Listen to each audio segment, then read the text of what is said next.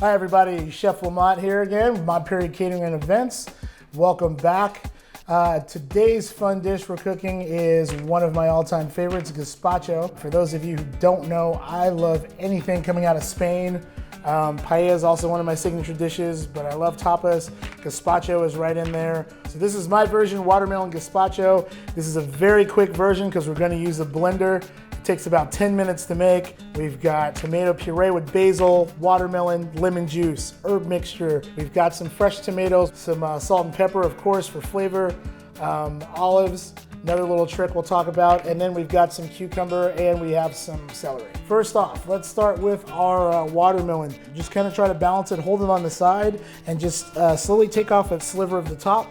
And I'm gonna take my knife and just kind of go along with the shape of the watermelon, turning it a tiny bit each time, just to make sure that we can cut as much of the rind off as possible. And then I'm just cutting it into nice cubes. Once we cut them into nice cubes, they'll essentially be ready to go in our blender. Depending on the size of your blender, I've got a pretty wide base, so I'm cutting my chunks a little bit bigger. If you've got like a taller, skinnier blender, you can do that. Or if you're using an immersion blender, just enough to break things down so that way it'll be easier for you to blend. Now, I already have some that I already pre-chopped from earlier. You can see we've got some nice sized chunks. That half a watermelon amounted up to about 2.5 cups, I would say, based on the size of the watermelon. And so what we're gonna do is we're gonna go ahead and get our watermelon chunks into the blender. So cucumber, you can go either way.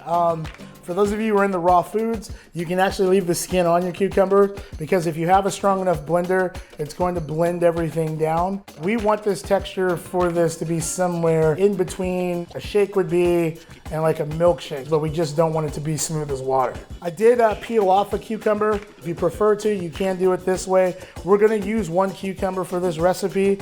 Nice rough chops. We don't need to make them too small. And I like putting them in with the seeds because, again, cucumbers are mainly made of water, and that's just gonna help loosen up our gazpacho just enough to the texture that we want it. But I'm also going to go ahead and put in our cucumber with the skin on, because I want some rustic flavors and I want to have a little bit more texture coming out. We've got our celery stalks. I just need one stalk, so I'm just going to cut off the very end, which tends to be a little bit more bitter. I'm just going to, again, rough chop. And I've got a nice spice rub here that has some red pepper flakes, some rosemary. It's mixed with a little herb de Provence as well. I just wanted something to give it more of a kick. So I'm just gonna add just about a pinch, or maybe about a teaspoon is what it feels like that's going in there. And then we've got about a third of a cup of lemon juice. We're gonna add half of it in right now. Our last element is our tomato juice. So I've got some tomato puree with basil. You can use fresh tomatoes if you want. If you don't have time to either cook down tomatoes, or you can cut up, raw tomatoes to get them in there. If you've got any type of nice tomato puree or even tomato sauce, this is what's gonna help build the body of your soup. Let's get our lid on and let's blend everything together.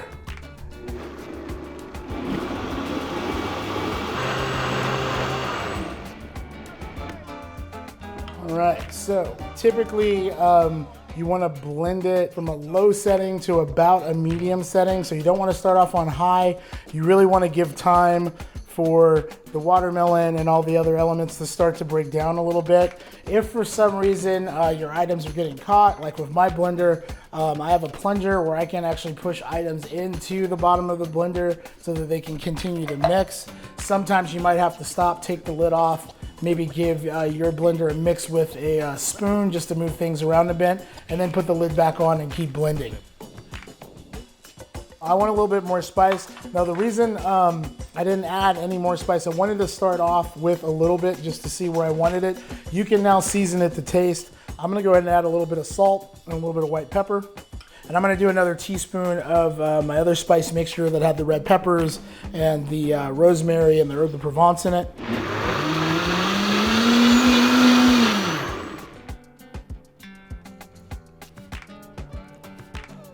Let's pour a glass of it just so you can kind of see how thick. You know, more or less you're going for the texture of a smoothie.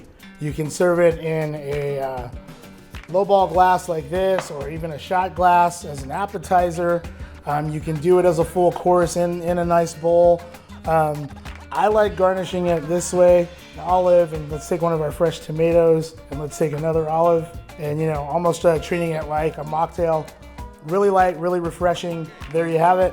It's our watermelon gazpacho, done super quick, really good summertime course idea if you're doing like a small dinner party or just having a few people over. Also, I like using this as a base for a good Bloody Mary mix. So those of you who are into like mixology, making drinks, you can also take this and you know, get some vodka in it, get some ice cubes in it, and make your own specialty Bloody Mary mix with a little watermelon twist to it. Thanks for joining us today. Really fun recipe, and as always, eat, experience, enjoy, and we'll see you next time.